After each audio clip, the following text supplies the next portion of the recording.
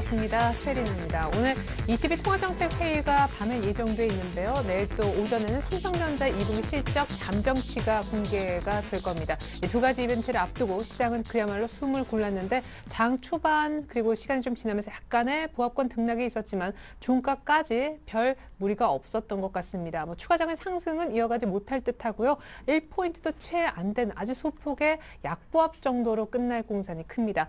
외국인들이 나흘 만에 소폭 매도로 돌아선 가운데 기관은 다시 한번 현물 쪽에서 매수 강도를 한 2천억 정도로 어느 정도 유지를 해준 덕분인 것 같은데요. 코스닥은 계속해서 아랑곳 없이 상승세를 이어나가 500선을 향해 가고 있습니다. 원달러 환율도 소폭 역시 보합권 정도에 머물면서 오늘 밤 당장 유럽의 통화정책회의 결과를 지켜보자는 심리를 그대로 드러냈습니다. 삼성전자는 내일 실적 잠정치 발표 앞두고 오늘 역시 시장과 마찬가지로 약보합 정도로 끝날 것 같은데요. 먼저 정확한 종가 시황센터 가서 체크하고 돌아옵니다. 시황센터입니다. 22 통화정책회의와 삼성전자 2분기 잠정 실적 발표를 앞두고 시장에서는 좀 관망세가 작용하면서 지루한 장세를 이어갔는데요. 오늘 코스피 지수는 보합권에서 혼조세를 보였습니다. 오늘 지수는 약세로 장을 출발한 후에 기관 매수세를 바탕으로 장중 반등에 나서기도 했는데요. 재차 하락 전환하는 등 방향성을 잡지는 못했습니다. 오늘 코스피 마감 지수는요, 전거래일보다 0.06% 상승한 1875선에서 상승 마감했네요. 이어서 수급 내용 확인해 보시면 오늘 시장에서는 기관만이 시장을 지켜줬습니다. 기관을 통해서 1,800억 원이 넘는 매수 물량이 유입이 됐고요. 반면에 개인과 외국인은 동반 매도하면서 거래 마감했습니다. 이어서 코스닥 지수입니다. 코스피가 보합권에서 혼조세를 보인 것에 비해서 오늘 코스닥 지수는 엿새째 상승 흐름을 이어갔습니다. 오늘 코스닥 지수 오름세로 장을 출발한 후에 개인 매수세가 유입되면서 꾸준하게 상승 흐름을 유지했는데요. 마감 지수 살펴볼까요? 오늘은 전거래보다 0.31% 하락한 497선에서 거래 마감했습니다. 오늘 시장에서는 개인과 기관이 동반 매수했습니다. 기관이 막판에 매수로 전환을 했고요. 외국인만이 팔았는데요. 외국인을 통해서는 84억 원 정도의 순매도 기록 나왔습니다. 이어서 환율 흐름 살펴보도록 하겠습니다.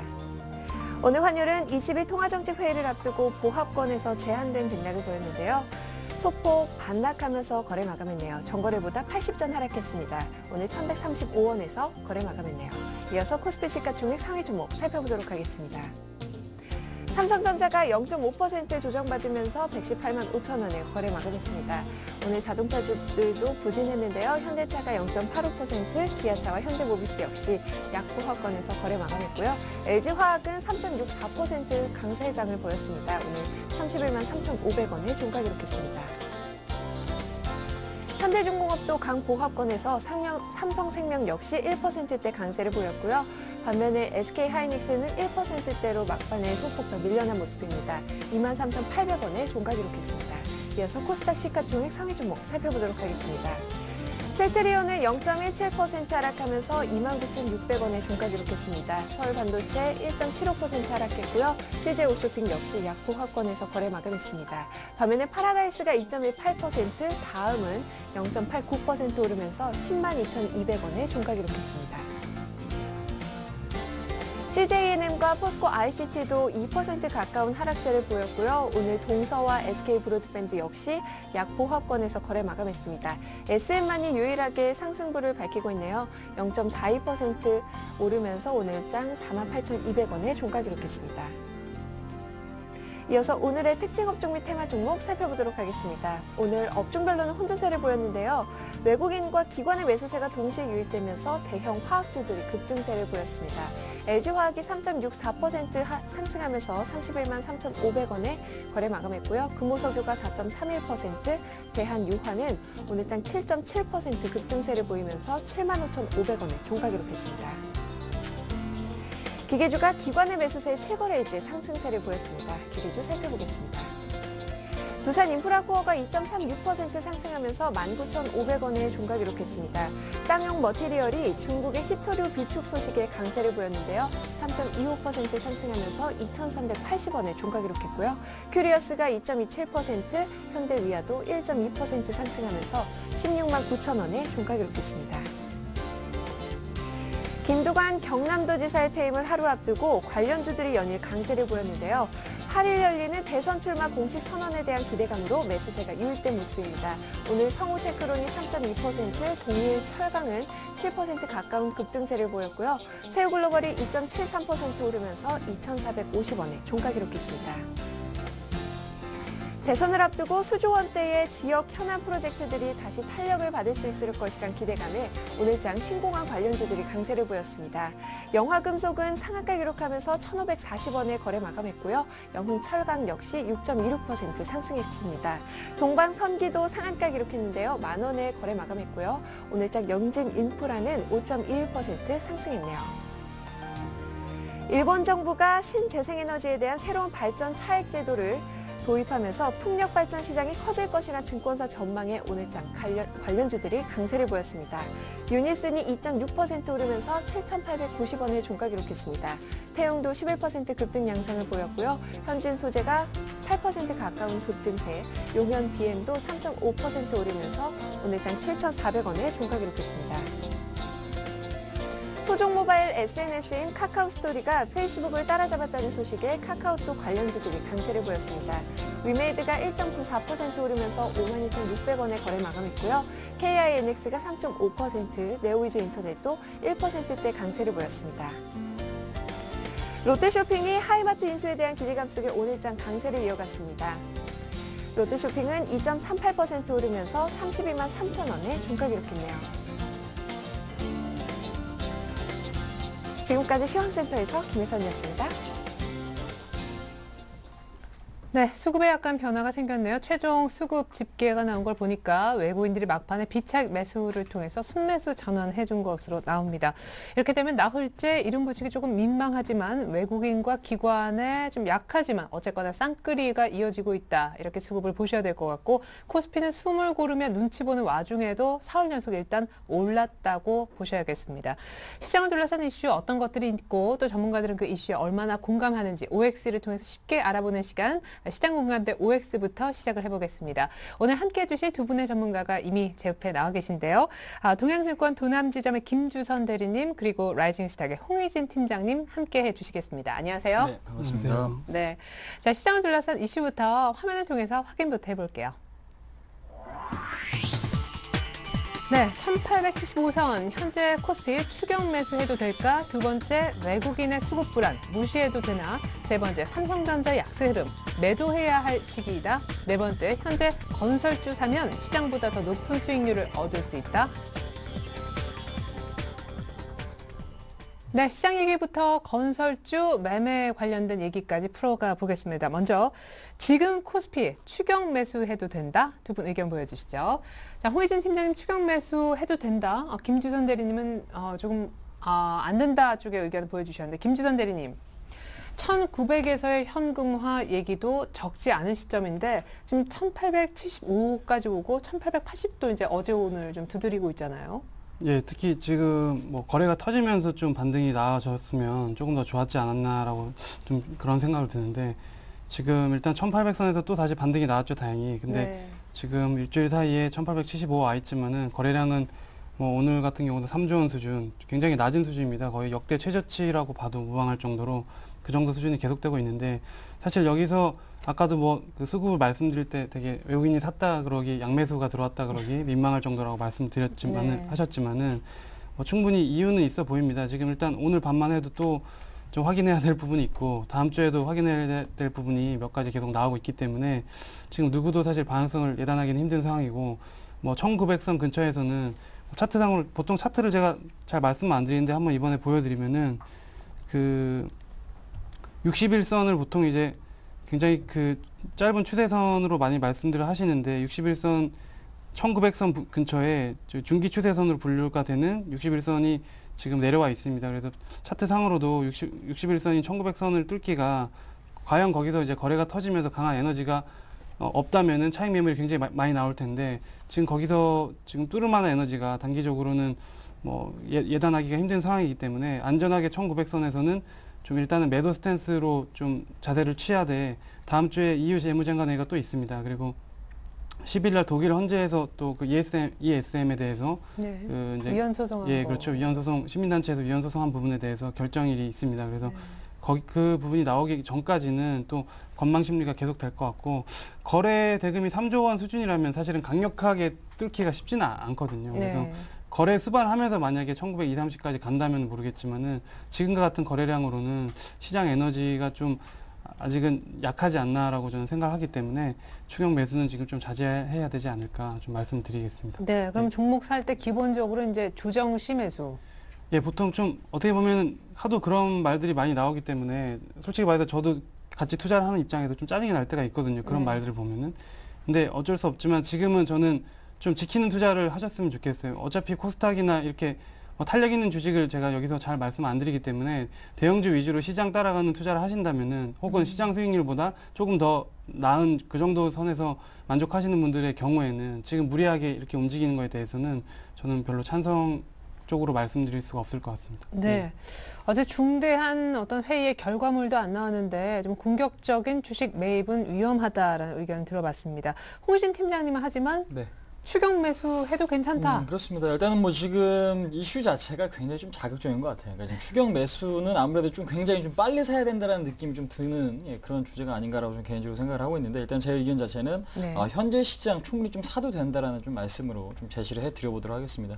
아무래도 그동안에 많이 빠졌던 낙폭 과대, 뭐 건설이나 조선, 그 다음에 화학업종 같은 경우 일단 반등폭이 상당히 좀 크게 잡히고 있고, 그 다음에 뭐 삼성전자나 현대차 같은 경우 뭐 상승은 제한적이지만은 그렇다고 크게 빠지는 부분도 아니고 거래량이 증가되는 부분도 아니거든요. 그런 측면에서 봤을 때는 시장 상황이 그렇게 뭐 급등한 부분도 아니고 아직까지는요. 그 다음에 그렇다고 그렇게 안 좋은 부분도 아니기 때문에 충분히 신규적으로 좀 접근할 수 있지 않나라고 생각이 됩니다. 그래서 일단 지금 미래에 대한 불안감은 물론 역시 있어요. 말씀하신 대로 뭐 또 유로존 리스크가 아직까지 좀 남아 있다는 부분, 근데 네. 경기에 대한 불안감도 있긴 하지만은 현재 시장에서는 아직까지는 그러니까 수급 상태로만 본다면 충분히 접근하셨다가 뭐 손절을 하시더라도 좀 대응이 가능한 그런 구간이다라고 좀 말씀드릴 수가 있을 것 같고, 그 다음에 지금 가장 중요한 부분을 제가 지금 말씀을 한번 드려보도록 하겠습니다. 뭐냐면요, 차트를 보시면서 간단히 좀 말씀드릴게요.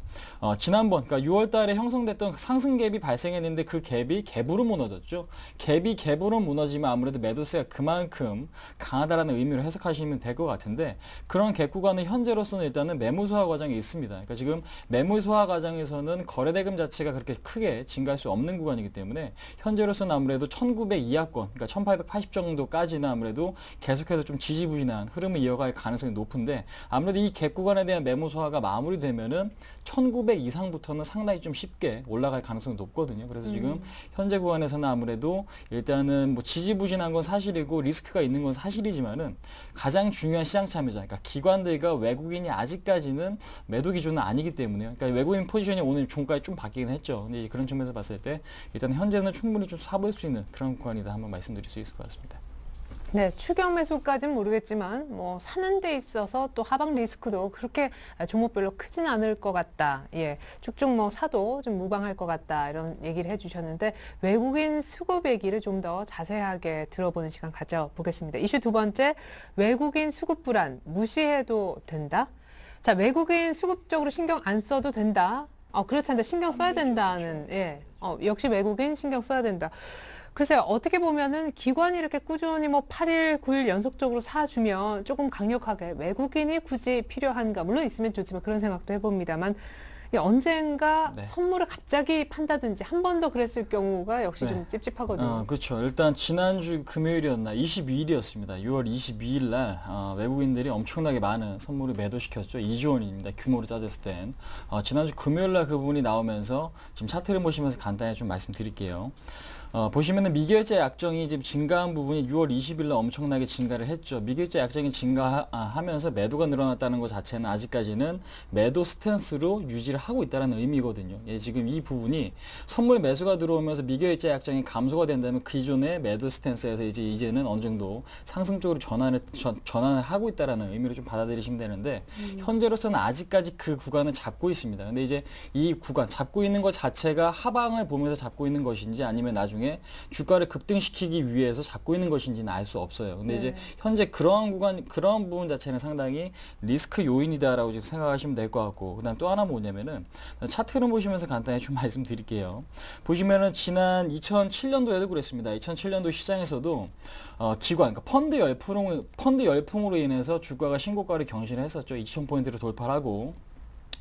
사상 최고가를 경신했을 때 그 당시에 이제 시장을 끌어올렸던 매수 주체는 기관이었죠. 그러니까 기관들이 엄청나게 자금을 투입시키면서 그때는 신고가를 경신시켰는데 그 구간에선 외국인들은 매도를 했습니다. 그러다 그런 다음에 서브프라임 모기지 사태가 터져버렸거든요. 그런 측면에서 봤을 때 외국인들이 매도를 하고 있다는 것 자체는 뭔가가 자국 내에 문제가 있다라고 생각하시면 될 것 같아요. 그래서 지금 아무래도 지금 기조적으로 봤을 때 외국인들이 현물 쪽에서 이렇게 큰 폭의 매수가 들어오고 있지 않다는 것 자체는 아무래도 우리가 알 수 없는 리스크가 그들은 알고 있는 부분이 진행이 되고 있다는 의미로 해석하시면 되고 있기 때문에 일단은 외국인들의 현물 매수가 좀 강하게 유입되지 않거나 일단은 매도가 좀 지속이 된다면은 상당히 좀 부정적으로 시장을 보셔야 되는데 다행스럽게도 오늘 좀 종가에 매수 전환한 분은 좀 긍정적이다라고 지금 말씀을 드릴 수가 있을 것 같아요. 그래서 일단은 앞으로 보셔야 될 게, 그러니까 외국인들의 지금 방향성을 절대 무시하셔는 안 되는 게 단기적으로는 기관들에 의해서, 그러니까 특히 거래량이 없을 때는 기관들이 매수에 의해서 시장의 급등이 가능하지만은 큰 틀에서 봤을 때는 외국인의 지금 영향력은 상당히 좀 크다. 그러니까 지금 아직까지 지금 체크해 보셔야 될 부분이 외국인들의 현물 매수가 큰 폭으로 좀 들어올 수 있는 그러니까 들어오고 있는가 그 부분 상당히 면밀히 좀 관찰을 해 보셔야 되고요. 그다음 좀 전에 말씀드린 선물 매도 부분이 아직까지 환매수가 안 들어왔어요. 그러니까 지금 다음 주 옵션 만기인데 그 전에서 어떤 방향성이 나올지는 좀 더 지켜봐야겠지만, 그러니까 이러한 부분, 그러니까 미결제 약정이 지금 96,000 계약이 잡혀 있습니다. 근데 이제 이러한 것들이 외국인들의 선물 매수가 증가하면서 감소되는 흐름으로 나타난다면 프로그램 매수가 유입되면서 시장은 또 한 번의 급등이 좀 나올 가능성이 높기 때문에 그러한 부분 하나와 아니면은 그냥 매도 잡힌 상태에서 계속해서 매도를 끌고 갈 수 있는 가능성도 높다. 근데 이제 이러한 부분은 장중에 아무래도 좀 체크를 하셔야 되기 때문에 지금 외국인의 수급 불안 이 부분, 그러니까 현물 매수가 폭발적으로 들어오고 있지 않다라는 것과 그다음에 선물 매도 부분 자체는 일단 좀 리스크 요인이기 때문에 주의를 해보자 한번 말씀드릴 수 있을 것 같습니다. 네, 그러게요. 강한 현물의 순매수도 그런데 선물 쪽에서 그렇게 매도 포지션 걸어놨던 대규모의 그 포지션을 되감지 않으면 좀 아무래도 어렵겠다는 생각이 들어요. 다음 주 뭐 만기 얘기도 해주셨는데. 네, 뭐 일단은 거래량이 없는 상태에서 특히 이제 기관이 받쳐줘야 되거든요. 2007년 아까 잘 말씀해 주셨는데 지금 매수 주체가 과연 누가 될 수 있을까 생각하면은 그러니까 이 지금 그 코스피가 추세적으로 오르지 못하는 거는 제대로 된 매수 주체가 없기 때문 아니겠습니까? 근데 만약에 기관이 그 매수 주체가 될 가능성은 상당히 없어 보입니다. 왜냐하면은 지금 뭐 저도 현직에서 계속 그 경험을 하고 있지만은 운용사들이 지금 굉장히 힘든 상황이거든요. 펀드들이 굉장히 이제 외면을 받고 있습니다. 사실은 지금 최근 코스피 올라왔을 때도 삼성전자나 현대기아차 같은 주식 때문에 올랐을 때 뭐 수익률을 전혀 따라오지 못했기 때문에 굉장히 불신이 많고 그래서 펀드 자금들이 자꾸 유출이 되고 실제로 지금 운용사 뭐 두세 개 정도 외국계 운용사들은 지금 매각 작업에 들어갈 정도로 굉장히 힘든 상황인데 이 같은 상황에서 외국인들이 들어와 주지 않는다면은 주식시장이 추세적으로 상승하기는 힘들 것 같고 들어오려면은 여러 가지 이유에 대한 리스크 확실히 나아지는 모습이 장치들이 마련이 될 때 들어올 것이기 때문에 저는 외국인 수급 불안, 그러니까 외국인에 대한 수급을 굉장히 이제 가능성을 열어놓으시고 특히 대형주 같은 경우는 외국인들이 돌아와야 됩니다. 그렇기 때문에 코스닥 중소형 펀드들이 이제 코스닥에서 좀 이제 활개를 치고 있지만은 뭐 그런 쪽으로 투자를 100% 할 수는 없거든요. 굉장히 10%에서 20% 정도로 저는 할 수 있다고 생각하기 때문에 대형주 투자하시는 분들 같은 경우는 외국인들 여전히 관심을 계속 가지면서 관찰하면서 할 수밖에 없을 것 같습니다. 네, 그렇겠네요. 좋습니다. 자, 세 번째 삼성전자 얘기 이어갑니다. 삼성전자 약세 흐름, 팔아야 될 시기가 왔다? 자, 두 분은 삼성전자에 대한 의견. 자, 삼성전자 팔 때 아니다, 팔 때 아니다. 두 분 의견이 같으십니다. 현재 삼성전자의 오늘 종가는 118만 5천 원 정도인데 얼마 전에 113만 원 뭐 깼다가 지금 막 올라온 게 이 정도입니다. 삼성전자 2분기 실적 가이던스가 내일 잘하면 개장 전에 보통 공개가 되지요. 그런 시점에서 삼성전자 주가의 흐름 또 매매 방법 홍의진 팀장님께 먼저 좀 여쭤보죠. 많은 분들이 주식을 하실 때 제가 특징적인 부분을 좀 짚어보면 뭐냐면요. 그러니까 주가가 더 이상 빠지지 않고 그냥 옆으로 기기만 해도 그 주식은 안 좋은 주식이라고 생각하는 경우가 많습니다. 특히 시장이 지금같이 오를 때는 더욱 그런 생각을 좀 많이들 하시죠. 근데 이제 안 좋은 게 아니라 일단은 매수를 좀 미루고 있는 거다라고 저는 좀 개인적으로 좀 보고 있는데 삼성전자나 현대차나 우리나라 시장을 이끌었던 주도주였죠. 그들이 가지 못했기 때문에 우리나라 시장이 최근에 상당히 좀 지지부진한 약세를 좀 보였던 건 사실입니다. 아직까지도 그런 흐름이 좀 나타나고 있죠. 그러니까 지금 다른 국가들은 그러니까 위기의 진원주였던 뭐 프랑스나 독일이나 다른 뭐 이탈리아 국가들도 지금 21선을 훌쩍 뛰어넘어갔고 61선을 터치하는 국가들도 상당히 많은데 우리나라는 아직까지 그런 흐름이 나타나고 있지 않은데 그 이유 자체는 하나밖에 없어요. 지금 보시면은 주도주가 주도주 역할을 하고 있지 못하기 때문이죠. 그러니까 등치가 큰 애들이 가고 있지 못하기 때문에 그러니까 백날 지금 화학이나 뭐 건설에 간다고 하더라도 시총 비중이 지금 엄청나게 큰 IT와 자동차가 가지 못하기 때문에 일단은 뭐 지수가 굉장히 좀 약세에 좀 머물러 있다라고 생각하시면 될 것 같습니다. 그렇기 때문에 아무래도 이런 지수 방향성 자체 조금 더 기다리면은 좀 방향성이 나오지 않을까라고 생각을 하고 있는데 제가 좀 전에 말씀드렸던 그 외국인의 선물 매매 동향에 상당히 좀 밀접한 관련이 있습니다. 그 이유는 뭐냐면요. 일단은 지금 선물, 외국인의 대량 선물이 들어왔을 때 경우에는 베이시스가 호전되고 프로그램 매수가 들어오면서 가치 시장을 좀 끌어주죠. 근데 이제 최근에 시장에 반등이 나올 때는 프로그램으로 지금 주가를 반등시킨 게 아니라 기관의 순수 자금으로만 시장을 상승시켰습니다. 네. 그렇기 때문에 외국인들의 선물 매수가 들어오면서 어느 정도 좀 그러니까 위기가 좀 해소가 돼야 프로그램과 외국인 매수, 그 다음에 선물 쪽에서 같이 끌어줘야만 삼성전자나 현대차 같은 덩치가 큰 애들이 시장을 좀 끌어줄 수 있지 않을까라고 생각을 해요. 그래서 그렇기 때문에 아무래도 다음 주 만기 전후에서 좀 방향성이 나올 가능성이 좀 크지 않나라고 생각을 하고 있고 그 다음에 지금 오늘 지금 매매 동향을 보셔도 삼성전자 뭐 외국인 한 23,000주 매도했습니다. 근데 큰 규모는 아니고요. 그 다음에 기관 같은 경우에도 어제 8만 주, 오늘 15,000주가량 매수를 했는데 실적이 나쁠 거라고 예상을 한다면 기관들이 매수를 해주지 않아요. 그러니까 과거에 지금 통계적으로 봤을 때 그렇기 때문에 내일 뭐 발표된 잠정 실적 자체도 아무래도 예상치 수준이나 아무래도 예상치보다 좋을 가능성도 있기 때문에 현재로서는 삼성전자 가지 않는다라고 너무 부정적인 지금 마인드를 갖고 계시기보다는 아무래도 베이시스가 온전되면서 프로그램 매수가 들어올 때 갑자기 올라갈 가능성이 높습니다. 그래서 일단 그런 부분을 좀 생각을 해 보시면서 추가적으로 지금 하방 경직이 나온다라면은 일단은 매도보다는 오히려 좀 매수 쪽에 좀 가까운 대응을 하시는 게 좀 맞는 전략이 아닌가 한번 말씀드릴 수 있을 것 같습니다. 어느 날 갑자기 외국인들의 선물 또 그 이후에 곧바로 삼성전자의 급락이 있었지만 급반등 가능성도 열어둬야 되고 기관이 뭐 이유 없이 무턱대고 괜히 샀겠느냐 최근에 삼성전자 들고 있자 분석을 들어봤어요.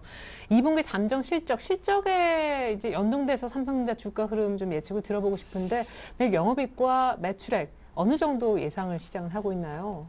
제가 지금 숫자를 정확히 아마 써놓지 않아가지고 6조 7천억 정도나 보통 그 정도로 많이들 이제 예상을 하고 있는데 저는 조금 이제 삼성전자를 접근할 때 실적에 대해서 이제 우려를 했던 부분 그리고 이제 그렇게 나왔던 게 스마트폰 시장이 생각보다 성장이 둔화되고 있다는 거하고 그리고 반도체 쪽 걱정 때문에 그리고 반도체 쪽 실적 부진한 거하고 그 갤럭시에 대한 부분 소송에 대한 부분도 리스크가 계속 나오고 있지 않습니까? 근데 뭐 여러 가지 이유들이 있지만은 저는 방금 그 분석을 해주신 팀장님 말씀하신 것처럼 수급적인 부분이 가장 크다. 왜냐하면은 외국인들이 차익 실현의 성격으로 지금 유럽 리스크가 이제 5월 이제 저번 달에 조금 붉어지면서 차익 실현 명목으로 빠져나갔고 또 낙폭이 컸던 화학주나 이제 정유주 같은 쪽으로 옮겨간 부분이 있거든요. 그래서 저는 삼성전자 회사 그 자체에 대한 의구심은 말이 잘 안 나오는데 의구심은 지금 조금 너무 기우 아닌가라는 생각을 개인적으로는 하고 있습니다. 근데 이제 뚜껑을 완전히 연 건 아니지만 대충 윤곽이 실적에 대해서 나왔을 때 외국인들이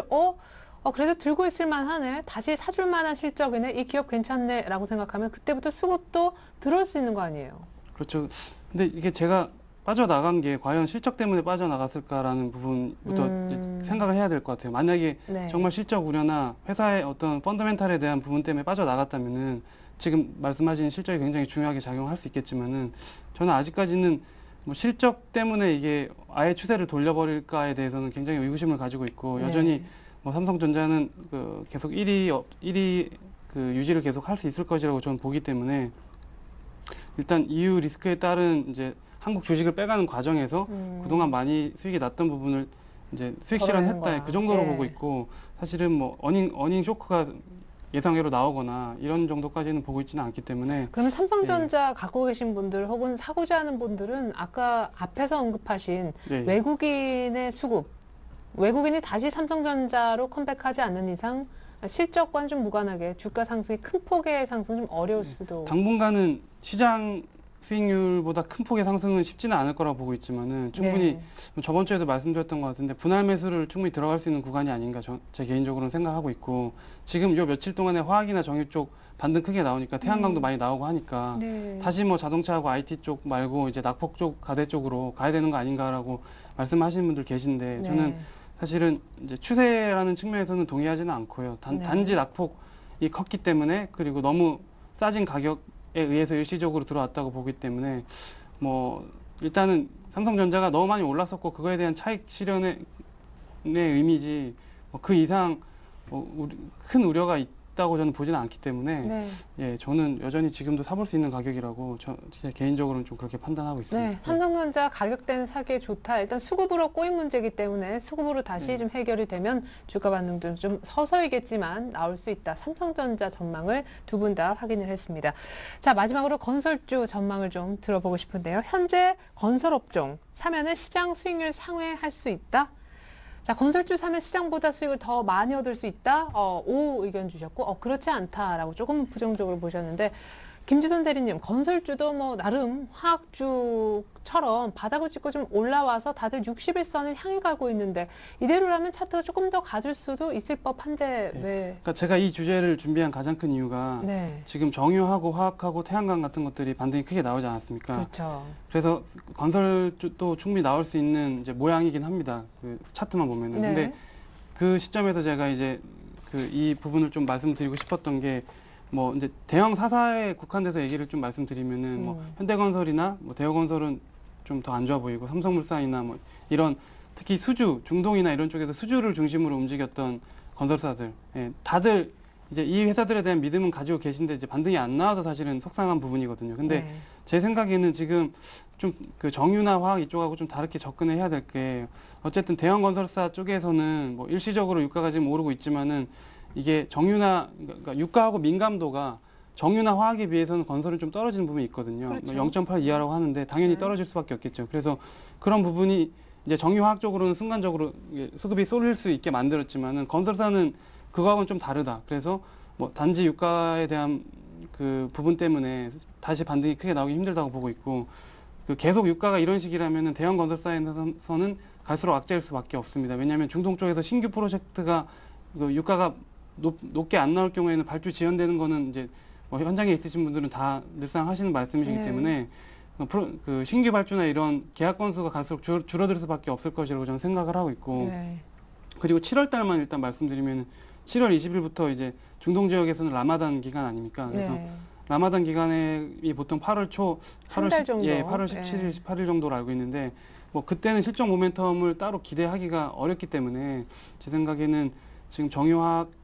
보시고서 비슷한 이제 건설 쪽으로 많이들 말씀하시는데 뭐 어느 정도의 그 정유화학만큼의 이런 시원한 반등은 좀 기대하기 힘들지 않을까. 그래서 저는 조금 업종에서는 우선순위에서는 좀 뒤로 보는 게 좋지 않을까라고 말씀을 드리기 위해서 저는 X를 좀 말씀을 드렸습니다. 네. 자, 수주 소식도 좀 듣기 어려운 시점, 그리고 유가가 오르는 거하고도 조금 거리가 멀어서 이래저래 좀 어정쩡하다라는 의견을 주셨던 것 같아요. 건설주 사서 수익을 보기에는. 하지만 홍희진 팀장님은 건설주 사서 수익 꽤 볼 수 있다. 그렇습니다. 이런 의견이신데. 자, 시장이 반등에 나온다면 조건이 반드시 붙을 겁니다. 지금 현재 같은 경우는 아무래도 우리가 원했던 뭐 유로존의 공조가 조금 더 그러니까 지금 단합이 좀 잘 되는 흐름이나 아무래도 뭐 중국 경기부양책이 다시 한번 나오거나 아니면 미국 쪽에서도 뭐 다시 한번 뭐 경기부양책을 쓴다라면 시장에서는 상당히 좀 긍정적인 반응을 보이겠죠. 그렇다면 그런 부분, 그러니까 모든 이슈 자체가 그러니까 경기와 연관된 그런 이슈죠. 근데 경기가 좋아질 수 있다라는 기대감이 있으면 유가도 당연히 오르고 거기에 맞춰서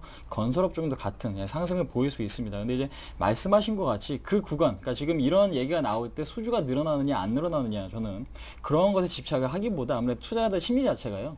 그러니까 지금 굉장히 조금 두 가지로 좀 나눠져 있는 것 같아요. 현재 시장 자체는 오르면은 일단은 뭐 그동안에 뭐 낙폭이 과도했던 경기 민감주가 반응이 크게 나오고 반대로 시장이 빠지면은 그런 종목들이 크게 빠지는 흐름이 좀 나타나고 있기 때문에 일단은 시장이 간다라면 그들보다 그러니까 지금 그들 업종 지금 말씀드린 업종들이 그러니까 자원과 상당히 좀 밀접한 관련이 있는 그런 업종들이겠죠. 뭐 화학이라든지 철강, 그다음에 건설업, 그러니까 그런 것들이 좀 될 수 있는데 6월달부터 지금 시장이 6월 28일이죠. 본격적인 좀 반응이 나왔을 그 시기 시장이 한 3% 올랐는데 그 구간에서 건설 업종이 한 5%가량 상승을 했습니다. 아무래도 업종 수익률로 봤을 때는 거의 지금 두 번째 수준이죠. 기계 다음으로 건설업이 좀 잡혀 있는 상태이기 때문에 무시할 수는 없는 그런 부분이다. 그래서 지금 현재 시장이 반등이 나오면 유가는 반드시 오름세로 좀 갈 수밖에 없고 그렇다면은 시장 분위기 자체, 그러니까 지금 뭐 수주나 이런 거에 상관없이 네. 시장 수급 자체가 아무래도 그동안 많이 빠졌던 업종 쪽으로 좀 몰릴 가능성이 있기 때문에 심리에 그렇다면은 의해서. 그렇죠. 예. 그렇습니다.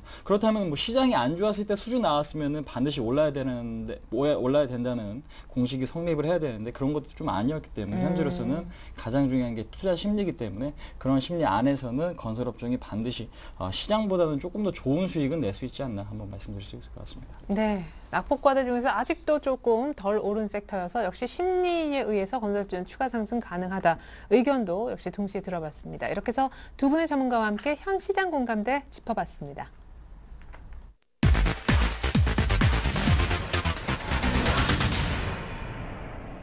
네, 내일장 전망과 전략도 필요하겠죠. 해결의 키 시간. 먼저 홍희진 팀장님 역시 오늘 막판에 사준 외국인의 스탠스가 내일도 중요할 것 그렇죠. 같아요. 예, 이제는 기관의 영향이 좀 한계에 다다른 것 같아요. 그러니까 여기서 이제 뭐 자금을 엄청나게 쏟아 부을 정도의 자금이 기관 쪽으로 들어온다면 더 사주면 되겠죠. 근데 이제 그런 흐름이 아니라면은 일단은 아무래도 기관도 상당히 일단 한계를 느낄 수밖에 없다라는 부분이죠. 예, 그렇다면 기관이 더 이상 안 사준다면 개인들이 끌어올리는 시장은 아닙니다. 그렇기 때문에 여기서는 외국인들이 아무래도 좀 변화를 줘야만 추가적인 반등, 뭐 1900 이상, 뭐 2000포인트까지 반등이 나올 수 있을 것 같기 때문에 앞으로는 이제 기관보다는요. 그러니까 기관은 여기서 뭐 더 사주는지 보는 것도 중요하겠지만은 외국인들이 현 선물을 사주고 기관들이 그 부분을 차익 실현해 주는지 아니면 같이 맞춰서 사주는지 그러니까 그 부분만 좀 체크를 하시면 될 것 같습니다. 그래서 일단은 외국인들이 현 선물 매수 동향이 상당히 좀 앞으로는 좀 중요하다라고 좀 말씀을 드릴 수가 있을 것 같고 그다음 외국인들이 일단은 현 선물에 대해서는 보수적인 스탠스를 좀 유지할 경우에는 여전히 시장에 대해서는 긍정적인 마인드보다는 어느 정도 좀 조정에 대한 대비는 좀 필요한 구간이 아닌가 한번 말씀드릴 수 있을 것 같습니다. 네, 무엇보다 외국인들의 내일 수급은 바로 22 통화정책회의 결과에 따라서 좀 결정이 될 것 같다 생각이 듭니다. 역시 회의 결과부터 봐야 될 것 같아요, 순서상. 예, 오늘 저녁이죠. 22 금리 발표가 있습니다. 그래서 뭐 25bp 정도 인하 얘기가 나오고 있고 최소한 1% 이내로 좀 유지를 시키지 않을까라고 예상이 되고 충분히 나올 수 있는 부분이라고 생각을 하고 있습니다. 그리고 방금 말씀하신 것처럼 3차 LTRO 같은 양적 완화에 대한 부분도 곁들여서 나올 수 있기 때문에 그 정도 되면은 또 유럽 오를 것 같아요. 예, 그 정도 되면은 한 1900 초반 정도까지 올려놓을 수 있지 않을까 내일만 보자면은. 네. 그리고 또 한 가지 받쳐줘야 되는 게 이제 미국 고용 관련 지표 ADP 취업자 변동 지수가 있는데 그게 지금 사실 좋지는 않은 것 같아요. 좋지는 않은데 그 기대치가 좀 낮아진 부분이 있거든요. 그래서 예상치보다는 항상 좀 부합하는 식으로 어느 정도는 나와줄 것 같아서 내일까지는 조금 괜찮은 흐름이 이어지지 않을까. 다만 아까 말씀드린 것처럼 저는 1900선의 강한 매물벽을 뚫기에는 뭐 그 정도까지는 예상하고 있지 않기 때문에 1900 초반 정도면은 뭐 차익 물량이 나올 때 그냥 같이 실현을 하시는 게 어떨까. 예. 그렇게 한번 말씀드려 보겠습니다. 예. 네, 두 분 전문가 내일장 전략 확인을 해봤는데 여의도 쪽 생각은 어떨런지요? 오늘은 대신증권으로 가서 최진 책임연구위원 만나보겠습니다. 안녕하세요. 예, 안녕하십니까. 네, 22 통화정책 회의 기다리면서 오늘 그래도 막판에 외국인 매수로 인해 강보합권 소폭이나마 오르면서 끝이 났는데요. 25bp 금리 인하 이외에 추가적인 카드가 더 나올 수 있다 보십니까? 시장의 25bp 금리 인하 정도는 어느 정도 반영이 됐다는 분석도 많은데요. 예, 말씀하신 대로 일단은 오늘 밤에서 있어서는 그 22 통화정책 회담이 가장 중요할 것으로 판단되고 있는데요. 말씀하신 바대로 일단 시장에 예상하고 있는 금리 인하 수준 0.25%의 금리 인하는 아무래도 일단은 어느 정도 그 시장에 반영돼 있는 것이 아닌가 이렇게 볼 수 있을 것 같습니다. 반면 그 금리 인하 폭이 예상보다 크거나 금리 인하 이후 추가적인 조치, 말씀하신 바와 같이 추가적인 유동성 공급과 관련된 이야기들이 나올 경우에서는 예상외로 정책에 대한 기대감이 좀 더 커질 수 있을 것 같습니다. 하지만 그 현재까지 시장이 기대하는 유동성 추가 확대의 가능성은 그리 크게 보고 있지는 않고 있는데요. 그 이유에 대해서는 일단은 지난 1차와 2차 LTRO를 시행하면서 그 그 만기 구조가 3년으로 좀 묶여 있습니다. 그래서 3년 이후에는 결국은 1, 2차 LTR로 인해서 어떤 만기가 집중되는 구조이기 때문에 추가적인 장기 대출이 쉽지 않다는 점을 하나 들 수 있을 것 같고요.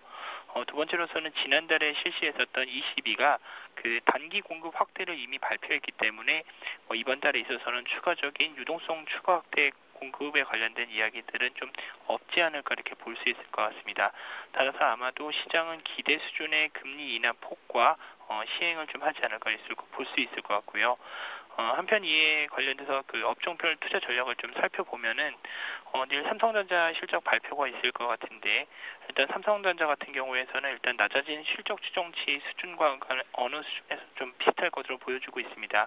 물론 전망치와의 차이점을 좀 판단해야겠지만은 과거 실적 발표 당일 이후에는 상대적으로 삼성전자 주가가 크게 부각되지 못했다는 점을 봤을 때 현재 나타나고 있는 IT와 자동차가 좀 더 쉬어가는 국면에서는 그동안 낙폭과대 업종들의 순환매 장세가 좀 더 이어지지 않을까 이렇게 볼 수 있을 것 같고요.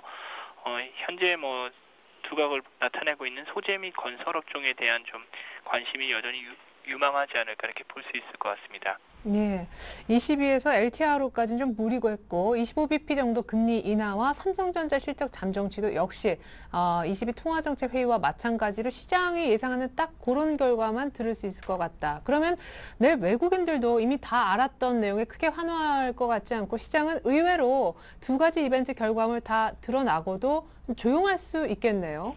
예, 일단은 현재에서 시장 자체가 어느 정도 그 완화에 대한 위기와 안도감 랠리를 좀 나타났었는데요.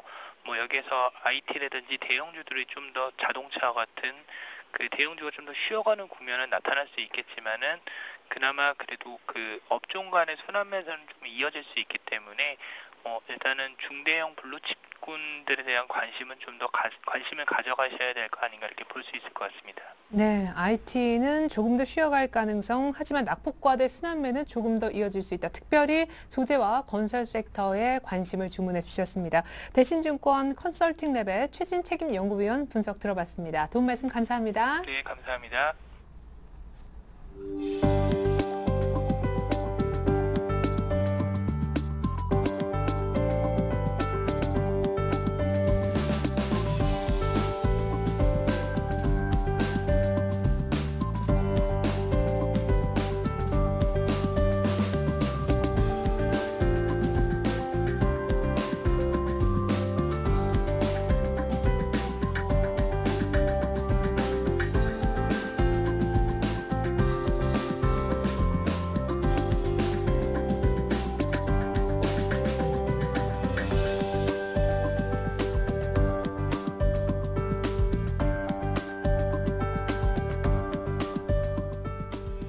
네, 이번 순서는 수익률 펀치 시간입니다. 우리 홍희진 팀장님, 김주선 대리님, 지난주 대결을 펼쳤던 종목의 수익률 결과 한번 확인해 볼까요?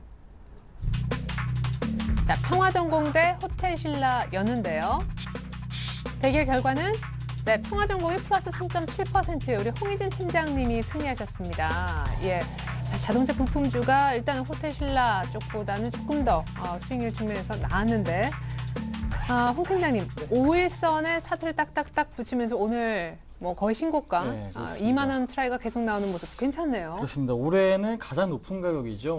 올해는 가장 높은 가격이 좀 형성이 됐는데 아무래도 자동차 부품주 평화전공뿐만이 아니고 세방전지나 SL 같은 경우도 상당히 좀 좋은 흐름이 나와주고 있고 그리고 거기에 맞춰서 현대위아도 외국인들의 지분이 계속 늘어나고 있고요. 만도도 상당히 좀 흐름이 좋아지고 있습니다. 그러니까 지금 이 얘기는 뭐냐면은 완성차는 가고 있지 못하지만은 부품주는 역시 모멘텀이 살아 있다라고 이해하시면 될 것 같아요. 그래서 일단 현재 시장 일단 자동차가 여기서 더 가주면은 그 상승폭은 조금 더 확대될 가능성이 높기 때문에 긍정적인 마인드로 좀 접근하시죠. 그러니까 지금 평화전공 차트 흐름 보시면요, 아무래도 단기적인 고점이겠죠. 3월달에 형성됐던 고점을 뛰어넘어 버렸습니다. 오늘 지지가 나왔죠. 그러니까 어제 오늘이죠. 그러니까 지금 이거 좀 세부적으로 좀 분석을 해드리면요, 3일 동안 밑꼬리가 지금 보시면은 18,900원 라인에 계속 형성이 됐습니다. 근데 이제 3일 연속 밑꼬리가 달리면서 18,900원을 지지하는 흐름이 나타났죠.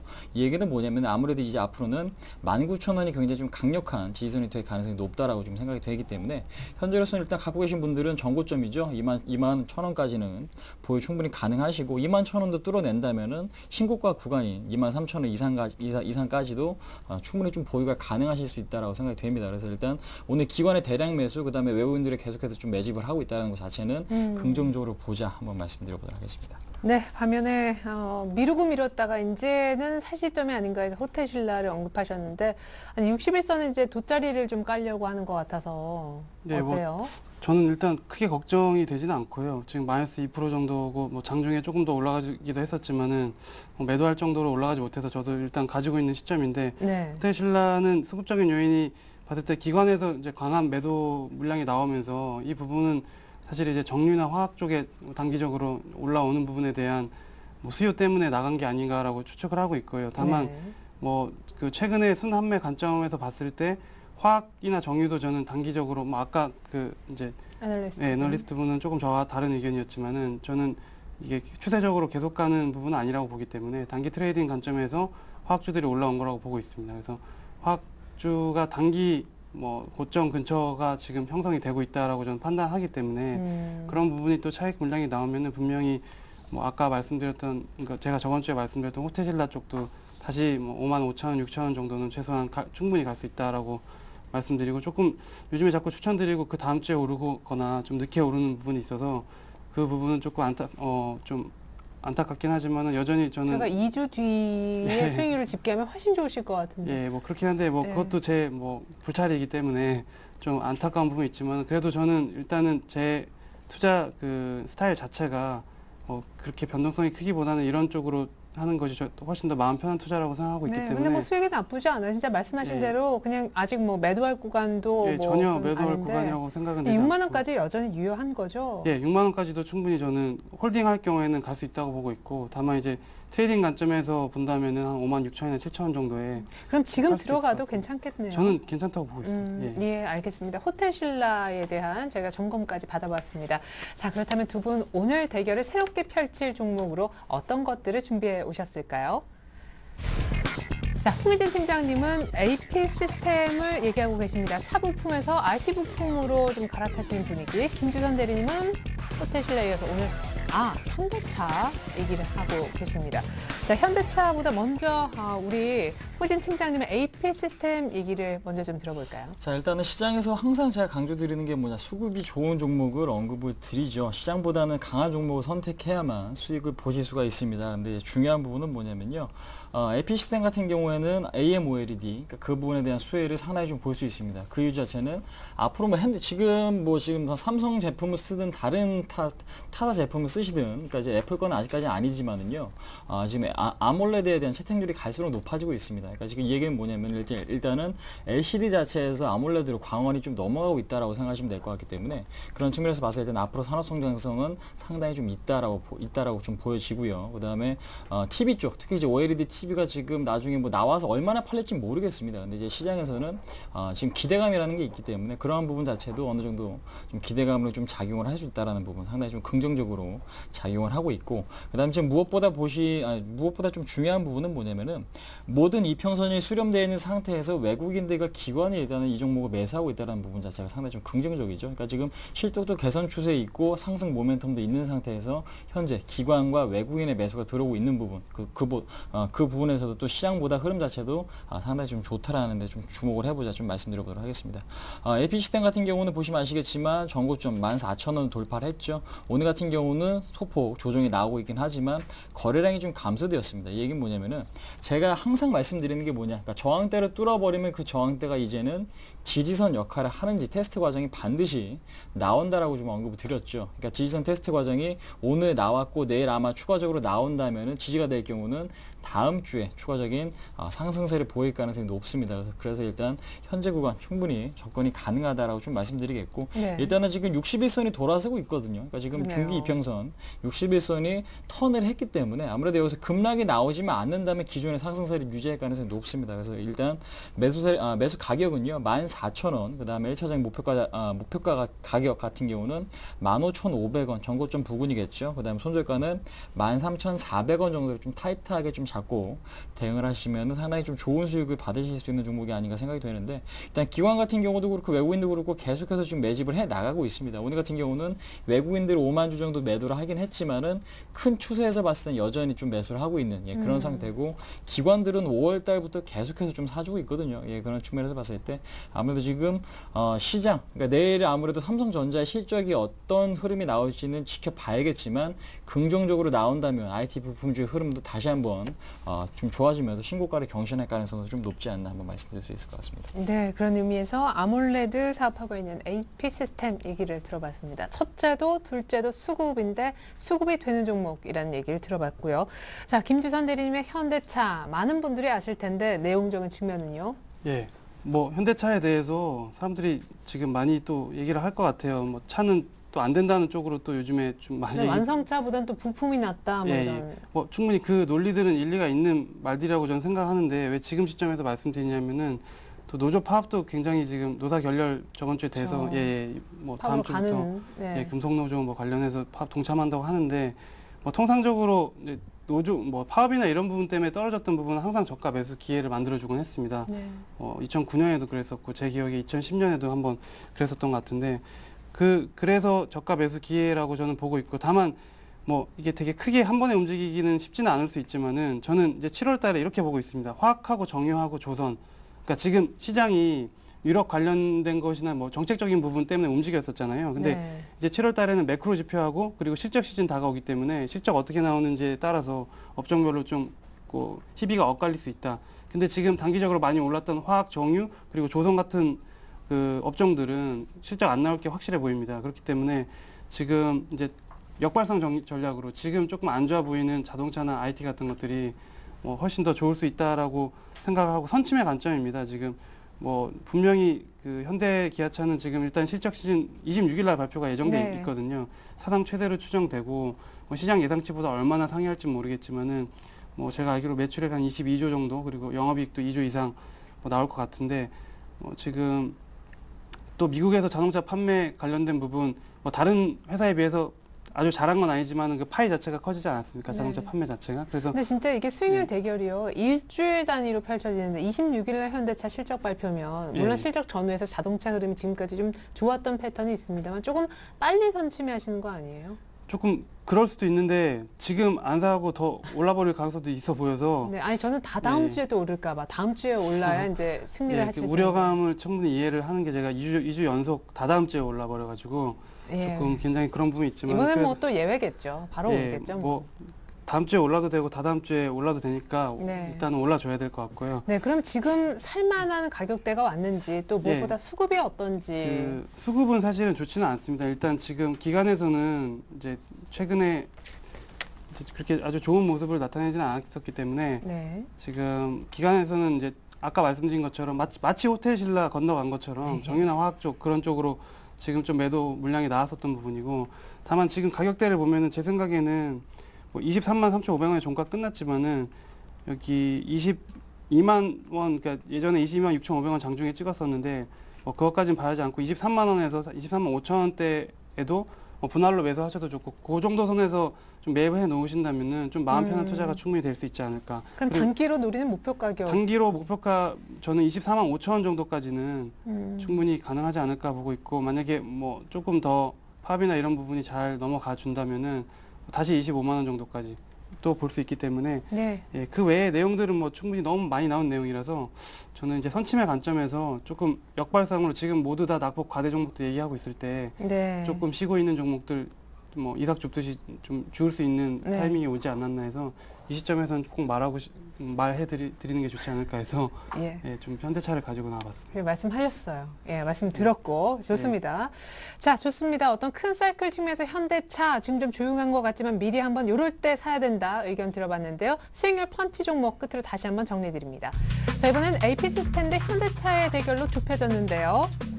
자, 홍희진 팀장님이 언급하신 AP 시스템은 아몰레드 종목입니다. 수급이 되는 종목 61선이 이미 위쪽으로 턴했는데 14,000원에 매수해서 목표가 15,500원, 손절은 타이트합니다. 김지선 대리 현대차는 낙폭과대주가 갈 때 오히려 좀 조용한 자동차 현대차를 한번 사보자. 싼 가격이고요. 23만 원, 23만 3천 원 사이에서 분할 매수, 목표가로 단기로 24만 6천 원을 제시해 주셨습니다. 네, AP시스템이냐 현대차는 다음 주 시간에 수익률 공개되니까 많은 기대 부탁드립니다. 두 분 오늘 함께해 주셔서 감사합니다. 네, 오늘 밤 ECB 통화정책회의 결과 꼭 체크해 보시면 좋겠습니다. 저는 내일 다시 오겠습니다. 감사합니다.